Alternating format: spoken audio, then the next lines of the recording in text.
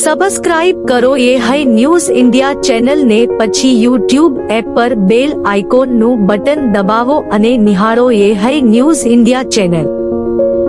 Audio Jungle. Banaskantha જિલ્લાના પાલનપુર નગરપાલિકાની આજની સાધારણ સભામાં 35 કરોડની પુરાતવાળું બજેટ મંજૂર થયું હતું. જોકે શાસક પક્ષે પોતાની બહુમતીના જોરે આ બજેટને મંજૂર કર્યું હતું. બજેટની શરૂઆતમાં જ વિપક્ષે આ બજેટને લઈને હોબાળો મચાવ્યો હતો. શહેરમાં ગેરકાયદેસર પાર્કિંગ, ગેરકાયદેસર મંજૂરીઓ અને ગેરકાયદેસર દબાણો નગરપાલિકા નથી હટાવતી, જ્યારે શહેરના પાર્કિંગ સમસ્યા સહિતના મુદ્દાઓ પણ આ બજેટમાં લેવામાં આવ્યા ન હતા અને જેનો વિપક્ષે વિરોધ કર્યો હતો. વિપક્ષે બજેટની કોપીને ફાડી અને હોબાળો કર્યો હતો અને વિરોધ દર્શાવ્યો હતો. જોકે શાસક પક્ષે આ બજેટને લઈને વિપક્ષને ચર્ચા કરવાની પણ ટકોર કરી હતી, પરંતુ વિપક્ષે હોબાળો ચાલુ રાખ્યો હતો અને આ હોબાળા વચ્ચે શાસક પક્ષે સર્વાનુમતે 35 કરોડની પુરાતવાળું બજેટ મંજૂર કરી અને માત્ર 5 જ મિનિટમાં સભા આટોપી લીધી હતી. આજે નગરપાલિકાનું બોર્ડ હતું, પાલનપુર નગરપાલિકાનું, અને આ બોર્ડના અંદર 35 કરોડના પુરાંતવાળું બજેટ હતું અને ખૂબ જ પાલનપુરના નગરજનો માટેના વિકાસલક્ષી બજેટ હતું. ઘણી જ બધી યોજનાઓમાંથી શહેરના વિકાસ માટે ઘણી બધી યોજનાઓનો કામો લેવાના છે. કેટલાક કામો પ્રગતિમાં છે, કેટલાક કામો નવા શરૂ થવા જવાના છે. આજે વિપક્ષ દ્વારા જ્યારે બોર્ડ ચાલુ થયું ત્યારથી લઈ અને એમનો ઉબાળો ચાલુ થઈ જવામાં એમને ચાલુ કરી દીધો. અવારનવાર એમને ટકોર કરવામાં આવી કે ભાઈ બજેટ ઉપર ચર્ચા કરવી હોય તો શાંતિથી બેસીને થાય, આ રીતે ઉબાળો કરવાથી ન થાય. 3-4 વખત ટકોર કરવા છતાં પણ એમને ઉબાળો ચાલુ રાખ્યો અને આ પ્રકારે એમને ગમે તે હોય એમને પણ પછી આ રીતે બજેટમાં કંઈક ફાડી નાખ્યું એવું જાણ્યું. આજે બજેટ બોર્ડ હતું, કરોડોનું પાલનપુર શહેર માટે જ્યારે વિકાસની વાત લઈને આવતા હોય, બજેટના નામે, વિકાસના નામે પાલનપુર શહેરને કશું જ આપ્યું નથી. દબાણની વાત કરીએ તો આજે 11 નંબરના વોર્ડમાં દબાણના મુદ્દે લોકોને બેઘર કરી દીધા છે. જ્યાં દબાણ એમ કહેવાય કે અસામાજિક તત્વો, એ 9 ઘરમાંથી કોઈ અસામાજિક હતું નહીં. બીજું કે દબાણ તમને 11 નંબરના વોર્ડમાં જ કેમ દેખાય, જ્યારે 25 વર્ષથી લોકમાતા લડબી ખોવાઈ છે. આજે પાલનપુરના ઘણા આગેવાન હાઈકોર્ટ સુધી ગયા છે તો પણ દબાણ દૂર થયા નથી. આજે ઈ મેમો પાલનપુર ગુજરાતમાં પ્રથમ નંબરે ઈ મેમો ભર્યો છે, એનો જવાબદાર પાલનપુર નગરપાલિકા જ છે. પાર્કિંગ વગરના કોમ્પ્લેક્સો બનાવ્યા છે. પ્લાસ્ટિક મુક્તની વાત કરી હોય તો ગરીબ ઉપર જ હંમેશા દંડ કરવાનો, ગરીબ ઉપર જ હંમેશા પ્રયોગ કરવાનો. મોટી મોટી હોટલો ચાલતી હોય, શોરૂમ ચાલતા હોય, ત્યાં એમને ગરીબને દંડ કરવાનો અને કરોડપતિને છાવરવાના. આ હર હંમેશા નગરપાલિકાની આજ છે. સીઓ પ્લાસ્ટિક મુક્તની વાત કરે તો પહેલાં હોટલો સીલ બંધ કરે, મોટા મોટા શોરૂમ બંધ કરે અને પછી દબાણની વાત કરે તો મેડોપોલિસ, જ્યાં મોટો વહીવટ થયો છે આ પાલનપુર પાલિકામાં, એ દબાણ એમને દેખાતું છે નહીં. ગરીબોનું દબાણ દેખાઈ અને એમને ગરીબોને હેરાન કરવાની 25 વર્ષથી આ ભારતીય જનતા પાર્ટીની કૃતિ રહી છે. આજે પાલનપુર નગરપાલિકામાં 2025-26ની બજેટની મિટિંગ હતી. બજેટ અમને મળ્યા પછી અમે જે અભ્યાસ કર્યો એમાં અમને જોવા મળ્યું કે શહેરની અંદર જે લોકો ખૂબ મોટી અપેક્ષા રાખી અને બજેટમાં નવું શહેરના લોકોને શું આપી રહ્યા છે એના માટે થઈને લોકોને એક સારી અપેક્ષા, એક આશા હતી. મેં બજેટનો અભ્યાસ કર્યા પછી મને જાણવા મળેલ કે આ બજેટની અંદર શહેર માટે થઈ નવું કોઈ જ આયોજન કરેલ નથી. સાચા અર્થની અંદર શહેરની અંદર ટ્રાફિકની સમસ્યા અત્યારે ગંભીર છે. શહેરના નગરપાલિકા દ્વારા આ બજેટની અંદર નવા પે પાર્કિંગ, નવા સર્કલ, પાલનપુર શહેરનો જે નવો વિસ્તાર પેલી બાજુ જે છે એમાં કોઈ નવા બગીચા, લાઇબ્રેરી, એનું આયોજન થવું જોઈએ એ બિલકુલ લીધેલ નથી. એટલે એ પ્રમાણે બોગસ બજેટ છે. બીજી વસ્તુ કે અત્યારે નગરપાલિકા દબાણના કાર્યક્રમો કરી રહી છે. જો દબાણના કાર્યક્રમ એ માત્ર ખાલી દેખાવ પૂરતા જ કરે છે, એમને જો દબાણ હટાવવા હોય તો પાલનપુર શહેરની અંદર કેટલા એવા કોમર્શિયલ બાંધકામો છે જે ગેરકાયદેસર છે. એમના જે પાર્કિંગની જે વ્યવસ્થા હોવી જોઈએ એ મંજૂરી આપ્યા પછી બી એ કોમર્શિયલવાળા એ પાર્કિંગનો ઉપયોગ કરતા નથી, ક્યાં તો ભાડે ચલાવવા આપી દે છે, પાર્કિંગો ધૂળ ખાય છે. પરિણામે સાધનો બહાર ઊભા રહેતા લોકોને ટ્રાફિકની જબરજસ્ત અડચણ ઊભી થઈ છે. એના માટે રજૂઆત કરવા ઊભા થયા હતા. ત્રીજી વસ્તુ કે નગરપાલિકા આખું શહેર અત્યારે ઈ મેમોની અંદર નંબર 1 આવ્યું છે. તો નગરપાલિકા દ્વારા જે તે વખત જે મંજૂરી આપવામાં આવે છે એ પાર્કિંગ વગરની મંજૂરી આપવામાં આવે છે. હજી સુધી પણ અમારા ધ્યાનમાં એવા કેટલા બિલ્ડિંગો કોમર્શિયલ છે જેની વગર પાર્કિંગે નગરપાલિકાએ મંજૂરી આપી દીધી છે. જો એમણે ખરેખર શહેરના હિતની અને આ બજેટની અંદર જે શુભ સંદેશ લખ્યો છે એ પ્રમાણે જો શહેરની ચિંતા હોય તો એ લોકોએ ખરેખર એ રીતે એનું આયોજન બજેટમાં કરવું જોઈએ. એ નથી કર્યું. આજનું બજેટ બિલકુલ બોગસ છે. અમે એને નકારીએ છીએ અને પ્રમુખ અધ્યક્ષશ્રીએ આ બજેટની રજૂઆત અમે નગરપાલિકાના પ્રતિનિધિ શહેરના પ્રતિનિધિ છે ત્યારે અમારી રજૂઆત સાંભળવી જોઈએ, પણ તે લોકો મંજૂર કરીને અહીંયાથી ઊભા થઈ ગયા છે. બનાસકાંઠા જિલ્લાના ધાનેરા નગરપાલિકાના અમલદારોને એક કહેવત લાગુ પડે તેવી લાગે છે, તેજીને ટકોર. આ કહેવત પૂરી તમારે કરવાની છે.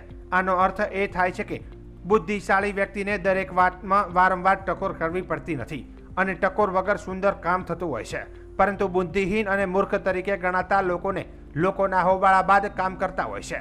વાત એવી છે કે ધાનેરામાં નગરપાલિકા વિરુદ્ધ લોકોનો આક્રોશ જોવા મળ્યો હતો. ધાનેરા અગ્રવાલ 4 રસ્તા પાસે સુંદર રોડનું કામકાજ ચાલુ હતું ત્યારે તેનો ઢાળ કાઢવાના બહાને હેઠળ રોડ તોડવાનું કામ ચાલુ કરેલ, જે રોડ તોડ્યા પછી આજે 20 દિવસ થવા આવ્યા છે, છતાં પણ નવીન રોડનું કોઈ કામકાજ થવા આવ્યું નથી. અત્યારે સિમેન્ટનો પાવડર તે જ વિસ્તારના દુકાનદારો અનેકો મુશ્કેલીઓ ભોગવી રહ્યા છે. આ વિસ્તારમાં હોસ્પિટલો વધુ હોવાથી એમ્બ્યુલન્સ દ્વારા ઇમરજન્સી દર્દીને લઈ જવા આવવામાં ખૂબ જ મોટી તકલીફ ઊભી થાય છે, તેમજ દર્દીઓને ખૂબ જ મુશ્કેલીનો સામનો કરવો પડે છે. આ બાબતે અનેકવાર રજૂઆતો કરવા છતાં પણ નગરપાલિકાના અમલદારોની આંખ ઉઘડતી નથી. આજે આ વિસ્તારના અનેક રહીશો તેમજ દુકાનદારોએ રોડનું કામ ચાલુ કરવા માટે ધાનેરા નગરપાલિકાના અમલદારો વિરુદ્ધ રોષ દર્શાવી સૂત્રોચ્ચાર કર્યા હતા અને તાકીદે રોડ ચાલુ કરવા માટે માગણી પણ કરી હતી. જે ધાનેરા તીર રસ્તા જે ટ્રક તીર રસ્તા કહેવાય એ ધાનેરાનો નાક કહેવાય અને એ જો બહારથી માણસો આવનાર એ હોસ્પિટલમાં આવનાર માણસો એ તો આ રોડ બધો તૂટેલો ખાડા પડે, એમ્બ્યુલન્સ પણ ન નીકળી શકે. તો નગરપાલિકાને વિનંતી કે તાત્કાલિક એનો નિર્ણય કરે. લાખાભાઈ મોદી. ધાનેરા આપણા ડીસા રોડનું કામ ચાલુ હતું અને આ ઢોરો ઉતારીને કામ સરળતાથી બનાવવાનું જે વાતાવરણ ચાલુ હતું, પણ ટૂંક સમયથી આજે મહિનાથી કોમ બંધ છે. એમાં ધૂળની પંપી ઉડે, હેડવા સાધનો ખૂબ તકલીફ પડે. તો એ વિશે અમે બધા ભેગા થઈ અને રજૂઆત કરવા માગે છે કે જેમ બને એમ આ રોડનું કામ તરત કરે એવી અમારી માંગ ઉઠી રહી છે. ઓકે. આજે ધાનેરાનો જે મેન નાકું કહેવાય છે, જે સર્વિસ રોડ બનાવવાનું કામ ચાલુ કર્યું હતું અને એની અંદર થોડો ધોરો ઉતારીને વ્યવસ્થિત રોડ કામ ચાલુ કરવામાં આવ્યું હતું. તો પાછલા 15 થી 20 દિવસથી કામ બંધ રાખવામાં આવ્યું છે. તો કયા કારણોસર આ કામ બંધ રાખવામાં આવ્યું છે એ જાણ અમે નગરપાલિકા કરે અને આવવાના જે વેપારી લોકો છે, આજુબાજુ બધી હોસ્પિટલો આવેલી છે, તો હોસ્પિટલના આગળ પણ ખાડા ઘણા બધા પડેલા છે. તો એમ્બ્યુલન્સ લઈને લોકો ઇમરજન્સી આવે છે તો એને બી તકલીફો વધારે પડે છે. ઠેર ઠેર ખાડા પણ વધારે પડેલા છે. તો તરતનો નિર્ણય નગરપાલિકા લાવે. જો નગરપાલિકા આનો તરત નિર્ણય નહીં લાવે તો એના બધા વેપારીઓ અને ડૉક્ટરના જે હોસ્પિટલ ચાલે છે, હોસ્પિટલના ડૉક્ટરો બધા ભેગા મળી અને ચક્કાજામ હોસ્પિટલ આગળ અમે જે રસ્તો ચાલી રહ્યો છે રસ્તો બંધ કરવામાં અમે ચક્કાજામ કરીશું. તો એની સંપૂર્ણ જવાબદારી નગરપાલિકાની રહેશે અને આ રોડ સર્વિસ ચાલુ કરે અને સર્વિસ રોડ પર ડામર વ્યવસ્થિત કરીને કામ પૂર્ણ કરે તો દરેક અમે આભાર પણ માનીશું. ગુજરાત રાજ્યમાં આરોગ્ય કર્મચારીઓની ચાલી રહેલી હડતાલ અંગે રાજ્યના આરોગ્ય મંત્રી ઋષિકેશ પટેલે પોતાની પ્રતિક્રિયા આપી છે. ટેકનિકલ ગ્રેડ પેની માંગણીઓને લઈને શરૂ થયેલી આ હડતાલ પર મંત્રીએ સ્પષ્ટપણે જણાવ્યું કે આ મુદ્દે ચિંતન કર્યા બાદ કોઈ નિર્ણય લઈ શકાય નહીં અને કર્મચારીઓએ પહેલા હડતાલ સમાપ્ત કરવી જોઈએ. ઋષિકેશ પટેલે કહ્યું કે રાજ્ય સરકારની અનેક કેડરમાં ટેકનિકલ ગ્રેડ પેનો સમાવેશ થાય છે. આ મુદ્દે નિર્ણય લેતા પહેલા યોગ્ય ચિંતનની જરૂર છે. કર્મચારીઓની પોતાની હડતાલ સમાપ્ત કર્યા બાદ અમે તેમની સાથે ચર્ચા કરવા તૈયાર છીએ. તેમણે ઉમેર્યું કે આરોગ્ય સેવા એસેન્શિયલ સર્વિસનો ભાગ છે અને સરકાર આરોગ્ય સાથે કોઈપણ પ્રકારના ચેડા સહન નહીં કરે. મંત્રીએ જણાવ્યું કે વર્ષ 2022 પછી આરોગ્ય વિભાગે કર્મચારીઓના અનેક મુદ્દાઓનું નિરાકરણ કર્યું છે. તેમણે કહ્યું કે અમે કર્મચારીઓની સમસ્યાઓ પ્રત્યે સંવેદનશીલ છીએ અને તેમની સાથે સંવાદ માટે હંમેશા ખુલ્લા છીએ, પરંતુ હડતાલ દરમિયાન ચર્ચા શક્ય નથી. તેમણે તમામ કર્મચારી મંડળોને વિનંતી કરી કે તેઓ હડતાલ સમાપ્ત કરે, જેથી સમસ્યાનું સમાધાન શોધી શકાય. આરોગ્ય કર્મચારીઓની હડતાલના કારણે રાજ્યની સરકારી હોસ્પિટલોમાં સેવાઓ પર અસર પડી રહી છે. ખાસ કરીને ગ્રામીણ વિસ્તારોમાં દર્દીઓને મુશ્કેલીનો સામનો કરવો પડી રહ્યો છે. આરોગ્ય મંત્રીએ આરોગ્ય સેવાને જરૂરી સેવા ગણાવી અને કર્મચારીઓને જનતાના હિતમાં કામ કરવા પર પાછા ફરવા અપીલ કરી હતી. ઋષિકેશ પટેલે કર્મચારીઓને સંબોધન કરતા કહ્યું કે અમે તમારી માગણીઓ પર ધ્યાન આપવા તૈયાર છીએ, પરંતુ તેના માટે હડતાલ સમાપ્ત કરવી જોઈએ. આરોગ્ય સેવા એ લોકોની જીવન મરણનો સવાલ છે અને તેની સાથે કોઈ સમાધાન ન થઈ શકે. આરોગ્ય વિભાગે હડતાલની સ્થિતિને નિયંત્રણમાં લેવા વૈકલ્પિક વ્યવસ્થા પણ શરૂ કરી છે, પરંતુ કર્મચારીઓ અને સરકાર વચ્ચે સંવાદ ન થાય ત્યાં સુધી સમસ્યા યથાવત રહેવાની શક્યતા છે. આરોગ્ય કર્મચારીઓ એટલે કે FHW, MPHW ને એની જે સબસિક્વન્ટ 7 જેટલી કેડરો છે એ લોકો હડતાલ ઉપર છે. એ લોકોએ જે માગણી આપી છે એની ચર્ચા વિચારણા પણ કરી હતી. એમાંથી એક માગણી છે સ્વીકારવા પાત્ર હતી અને બાકીની જે ગ્રેડ પે સુધારવાની માગણી હતી એના ઉપર આરોગ્ય કર્મચારીઓ અત્યારે કાયમ રહ્યા હતા. પરંતુ એમાં રાજ્ય સરકારની અંદર ઘણી બધી કેડરો હોય છે, એટલે એ રીતે સમજ્યા વિચાર્યા વગર અથવા તો એનું ચિંતન કર્યા સિવાય એ ગ્રેડ પેની બાબતોમાં વિચારી શકાય એમ નથી. એ સમગ્રતઃ આખા રાજ્ય સરકારની અંદર એ વિષયની ચર્ચા કર્યા પછી જ એ બાબતમાં હાક ના પાડી શકાય. હવે એ વિષયને લઈ અને આરોગ્ય કર્મચારીઓ જે હડતાલ ઉપર ઉતર્યા છે એટલે સ્વાભાવિક છે સરકાર પણ કડક જ છે. સૌથી પહેલા તો એ હડતાલ સમાપ્ત કરે અને સમાપ્ત કર્યા પછી એ ટેબલ ઉપર આવે.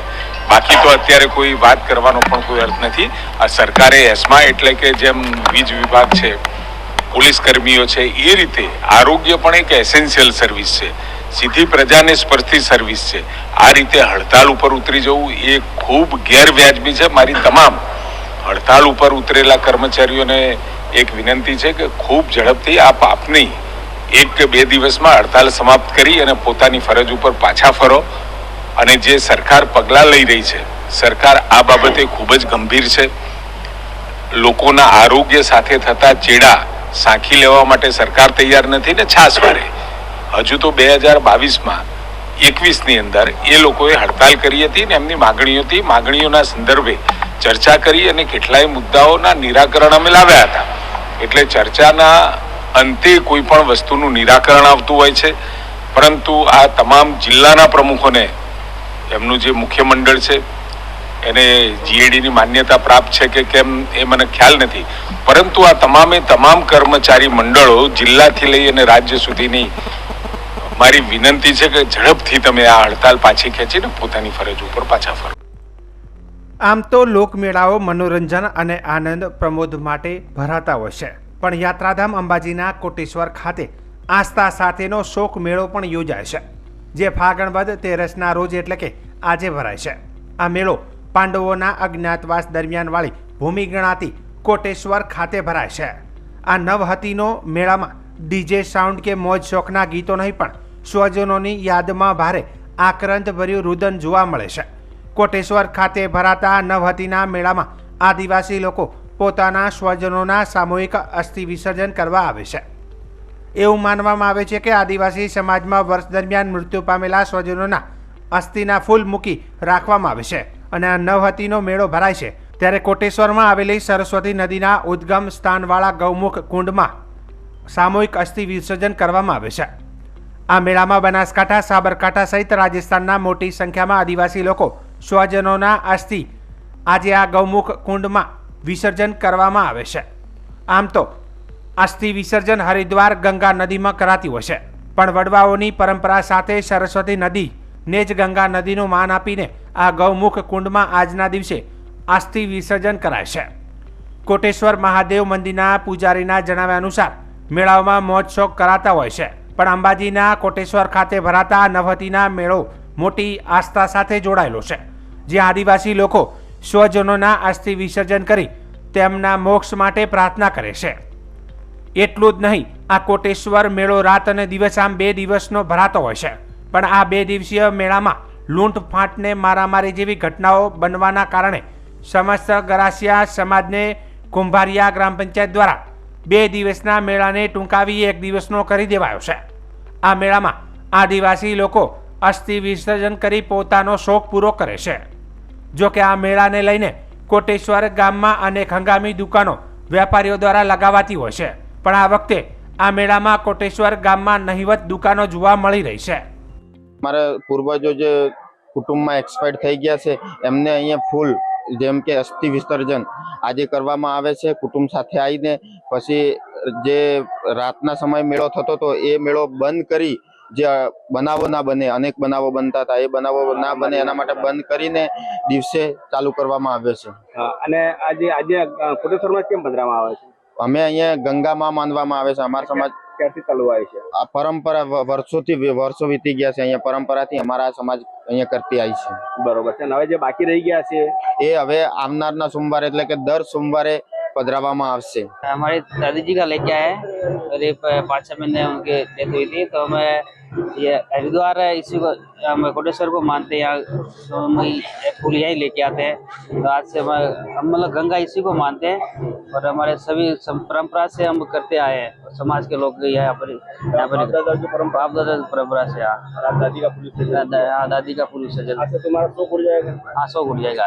આજે નવવતીનો મેળો ભરાઈ રહ્યો છે અને ફાગણ વદ તેરસને વર્ષોથી આ પરંપરા ચાલતી હોય એની અંદર એવું કહેવાય કે આજના દિવસની અંદર જે આદિવાસી લોકો જે પણ આજુબાજુ બનાસકાંઠા સાબરકાંઠાની અંદર વસતા હોય એમના એ આદિવાસી લોકો અહીંયા આવી અને પોતાના સ્વજનો જે 12 માસની અંદર ગુજરી ગયેલા હોય એમના અસ્થિ ફૂલ હોય સાચવીને રાખતા હોય અને આજના દિવસે એવું માન્યતા છે કે અહીંયા આવી અને જેમ આપણે અન્ય સમાજના લોકો ગંગામાં જઈ પોતાના અસ્થિ પોતાના સ્વજનોના અસ્થિ વિસર્જન કરતા હોય તો આ લોકો પણ આ સમાજને એમના નાનું મોટું કોઈ ગુજરી ગયેલું હોય એમના અસ્થિ સાચવીને રાખે અને આજના દિવસના નવવતી એટલે કે 9 દિવસ પછી એમના સારા દિવસો ચાલુ થાય એટલા માટે એ પોતાના સ્વજનોના અસ્થિ લઈ અને અહીંયા વિસર્જન સરસ્વતીમાં કરી અને પોતાના પિતૃઓનો ઉદ્ધાર થાય, મોક્ષ મળે એના માટે પ્રાર્થના કરતા હોય.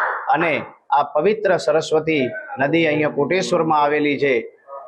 હવે જે બાકી રહી ગયા એ સોમવારના દિવસે એમના સ્વજનોના અસ્થિ વિસર્જન કરી શકે. બનાસકાંઠા જિલ્લાના થરાદના મુખ્ય બજાર વિસ્તારમાં આવેલા ચામુંડા કોમ્પ્લેક્સ આગળ ગંભીર સમસ્યા સર્જાઈ છે. છેલ્લા કેટલાય સમયથી આ વિસ્તારમાં ગટરના ગંદા પાણી રોડ પર ફેલાઈ રહ્યા છે. આ સમસ્યાથી વેપારીઓને વાહન ચાલકોને ભારે મુશ્કેલીનો સામનો કરી રહ્યા છે. નગરપાલિકા દ્વારા સમયાંતરે ગટરના પાણી ખાલી કરવા માટે ગાડી મોકલવામાં આવી છે. જોકે આ માત્ર કામ ચલાવ ઉકેલ છે. સમસ્યાનો કાયમી નિકાલ કરવામાં આવતો નથી. શહેરનું મુખ્ય કેન્દ્ર ગણાતા ચામુંડા કોમ્પ્લેક્સ વિસ્તારમાં સ્થિતિ સર્જાતા સ્થાનિક રહીશો અને વેપારીઓમાં ભારે રોષ જોવા મળી રહ્યો છે. નગરપાલિકાની બેદરકારીના કારણે આ સમસ્યા વધુ વકરી રહી છે. થરાદનું નાક ગણાતા આ વિસ્તારમાં ગટરની સમસ્યા લાંબા સમયથી યથાવત રહેતા લોકોમાં નગરપાલિકા પ્રત્યે આક્રોશ વધી રહ્યો છે. સ્થાનિકોની માંગ છે કે નગરપાલિકા આ સમસ્યાનો તાત્કાલિક અને કાયમી ઉકેલ લાવે. આ તો વારે ઘડીએ સાસ વારે આ ગટર ઉભરાતી જ હોય છે અને આ તો આપણું જે થરાદનું નાક કેવા મુખ્ય બજાર છે, મુખ્ય બજારની અંદર આદર્શમા એરિયાની અંદર આ તમે જો ગટરના પાણીમાંથી લોકોને આવવું પડે છે. અને અત્યારે તો હવે ગરાગીની સિઝન પણ ચાલુ થઈ. આટલા દિવસ તો કશું નહીં હતું, પણ હવે મહેરબાની કરી નગરપાલિકાને જો દેખાતું હોય તો આ ગટરનું તાત્કાલિક નિરાકરણ લાવે. અમે વારંવાર કાલે પણ રજૂઆત કરી હતી પણ તોય છતાં હજુ સુધી કોઈ આવ્યું નથી. અને આવે તો નાનું એવું સાધન લઈને આવે, 5 મિનિટ મથે અને પછી જતા રહે છે. આ એનો કાયમી નિકાલ લાવે એવું અમે ઈચ્છીએ. ઓકે, આપનું નામ? અમે કાયમી નિકાલ લાવે આનો આ પોઈન્ટ ગોતો કે એના હિસાબે આ ગટર ભરાય છે. આપનું નામ શું? નિલેશભાઈ આચાર્ય. ગટરનો પ્રશ્ન છે, કઈ જગ્યાએ છે? અમારે આ થરાદ મેન બજારની અંદર ચામુંડા કોમ્પ્લેક્સની આગળ ગટરની સમસ્યા વારંવાર આવી છેલ્લા 1-2 વર્ષથી થાય છે, પણ આવે છે ને નગરપાલિકાવાળા પાણીનો નિકાલ લાવતા નથી. ગાડી આવે છે પણ રિપેરિંગ કરીને જતો રહે, કામને માટે એનો નિકાલ આવતો નથી. તો મહેરબાની કરી અને સાંભળે અમારી ફરિયાદને એનો નિકાલ આવે એ મહેરબાની. દ્વારકા ઐતિહાસિક, પુરાતત્વીય અને સાંસ્કૃતિક દૃષ્ટિકોણથી એક મહત્વપૂર્ણ સ્થળ છે. પ્રાચીન સાહિત્યમાં દ્વારકાનો ઉલ્લેખ હંમેશા સંશોધનનો વિષય રહ્યો છે. તે ભારતના સાંસ્કૃતિક ઇતિહાસનો એક મહત્વપૂર્ણ ભાગ પણ રહ્યો છે. તેના મહત્વને ધ્યાનમાં રાખીને ભૂતકાળમાં પણ ઇતિહાસકારોને પુરાતત્વવિદો દ્વારા દ્વારકાની શોધ અને સંશોધન કરવામાં આવ્યું છે. પુરાતત્વવિદો દ્વારા પસંદ કરેલ વિસ્તારની શોધ કરવામાં આવી હતી અને મહત્વની વિશેષતાઓના ફોટોગ્રાફ્સ પણ લેવામાં આવ્યા હતા. હાલની પાણીની અંદરની તપાસ અને ફિલ્ડ વર્ક પુરાતત્વની આ શાખામાં પુરાતત્વવિદોને તાલીમ આપવા ઉપરાંત ડૂબી ગયેલા પુરાતત્વીય અવશેષોની શોધ અને દસ્તાવેજ અને અભ્યાસ કરવાનો છે. આયોજિત અભ્યાસનો હેતુ કાંપ, પુરાતત્વીય અને દરિયાઈ થાપણોના વૈજ્ઞાનિક પૃથ્થકરણ દ્વારા પુનઃ પ્રાપ્ત કરાયેલી વસ્તુઓનો પ્રાચીનતાની ખાતરી કરવાનો પણ છે. ઉલ્લેખનીય છે કે ભારતીય પુરાતત્વ સર્વેક્ષણની અંડર વોટર આર્કિયોલોજી વિંગ 2005 થી 2007 સુધી વ્યવસ્થિત પુરાતત્વીય તપાસ હાથ ધરી હતી. દ્વારકામાં પુરાતત્વીય તપાસ દરિયામાં અને દરિયા કિનારે બંને મહત્વના બહાર આવ્યા હતા. વર્તમાન અભ્યાસમાં ઓખા મંડળના વિસ્તૃત વિસ્તારને આવરી લેવાનું આયોજન છે. પુરાતત્વીયવિદોની ટીમો સાઇટના ઇતિહાસને સમજવા માટે આ વિસ્તારમાં અન્ય સંબંધિત સાઇટ્સ શોધી રહી છે. દેશના વિવિધ ભાગોમાંથી પસંદ કરાયેલા 9 પુરાતત્વવિદોનું જૂથ ચાલી રહેલી તપાસમાં ભાગ લઈ રહ્યું છે. અંડર વોટર આર્કિયોલોજી વિંગની પ્રવૃત્તિઓનો ખર્ચ કરવા માટે તેઓને પાણીની અંદર પુરાતત્વ ક્ષેત્રમાં પણ તાલીમ આપવામાં આવી રહી છે. ટીમના ભાગ લેનારા ડ્રાઈવર્સમાં અંડર વોટર આર્કિયોલોજી વિંગના આસિસ્ટન્ટ સુપ્રિન્ટેન્ડન્ટ પુરાતત્વવિદ ડોક્ટર અપરાજિત શર્મા નામની 3 મહિલા ડ્રાઈવર્સનો પણ સમાવેશ થાય છે. મદદનીશ અધિક્ષક પુરાતત્વવિદ અને ડોક્ટર રાજકુમારી બારબીના મદદનીશ પુરાતત્વવિદ નિયામક ઉત્કલન અને સંશોધનની હેમસાગર એ નાઇક પણ ખોદકામ સાથે સંકળાયેલા છે. આ ટીમ દેશના સૌથી અનુભવી અંડર વોટર આર્કિયોલોજીસ્ટ હેઠળ તેમનો સર્વે કરી રહી છે. द्वारिका पुरातात्विक, ऐतिहासिक और सांस्कृतिक रूप से भारत के इतिहास में बहुत ही महत्वपूर्ण है और इसके लिए समय समय पर इतिहासकार और पुरातत्वविद यहाँ पर अपने संशोधन करते रहे हैं. भारतीय पुरातत्व सर्वेक्षण ने भी पहले 1979 में और उसके बाद मेरे मार्गदर्शन में 2005 से 2007 तक यहाँ पर व्यवस्थित उत्खनन किए थे, लेकिन वो एक बहुत सीमित क्षेत्र में थे और यहाँ के इतिहास को जानने के लिए अभी ASI की जो अंडर वाटर आर्कियोलॉजी विंग है उसने पुरातात्विक संशोधन शुरू किया है. अभी हम लोगों ने पहली बार जो है यहाँ पे समुद्र में गोमती नदी के किनारे के साथ ही हम लोगों ने डाइविंग ऑपरेशंस किए और जो पहले से अवशेष वहाँ पे मिले थे उनकी स्थिति का अध्ययन किया और किस क्षेत्र में आगे कार्य को करना है उन क्षेत्रों की पहचान की. हमारे साथ हमारे इसमें 3 हमारी महिलाएं जो हैं उन्होंने भी इस डाइविंग में भाग लिया और अभी हम लोग और नए पुरातत्वविदों को ट्रेनिंग दे रहे हैं जिससे कि इस कार्य को विस्तृत रूप से किया जा सके. अभी हम लोग सिर्फ द्वारिका ही नहीं बल्कि इसके आसपास जो अन्य पुरातात्विक स्थल हैं उनका भी अध्ययन कर रहे हैं और समग्र रूप से इस क्षेत्र में और इस स्थल से जो भी संबंधित अन्य स्थल हैं उन सभी के साथ हम लोग एक व्यवस्थित अध्ययन करेंगे और इसी के क्रम में हम लोग पोटेंशियल आर्कियोलॉजिकल साइट्स जो हैं उनका एक्सप्लोरेशन कर रहे हैं, उनका डॉक्यूमेंटेशन किया है और आगे की कार्य योजना को बनाया जा रहा है. और विंटर के सीज़न में जबकि उत्खनन का समय होता है, भारतीय पुरातत्व सर्वेक्षण बहुत ही व्यवस्थित साइंटिफिक इन्वेस्टिगेशन इस क्षेत्र में करने वाला है जिससे कि यहाँ की प्राचीनता, यहाँ का महत्व, इसका विस्तार और इसके अन्य सभी पहलुओं को हम लोग अच्छे से समझ सकें, जान सकें और पुरातात्विक प्रमाणों के आधार पर हम उसका अध्ययन कर सकें जिससे कि भारत के इतिहास में इस स्थान की प्राचीनता और महत्व को स्थापित किया जा सके. हम लोगों ने जो यहाँ पे 2006 में हाइड्रोलॉजिकल सर्वे किया था समुद्र के तट पर, उसमें 2 नॉटिकल माइल की लंबाई और 1 नॉटिकल माइल की चौड़ाई में हम लोगों ने साइड स्कैन सोनार, मल्टी बीम सोनार, इको साउंडर जैसे अत्याधुनिक उपकरणों का प्रयोग करके बहुत ही डिटेल्ड बाथीमेट्रिक सर्वे हम लोगों ने किया है और इस पूरे क्षेत्र की हमारे पास जानकारी है. लेकिन उत्खनन के जो कार्य थे वो एक 50 मीटर बाई 50 मीटर के सीमित क्षेत्र में किए गए थे और ये अवशेष हैं, इनका विस्तार जो है वो कहीं ज़्यादा है.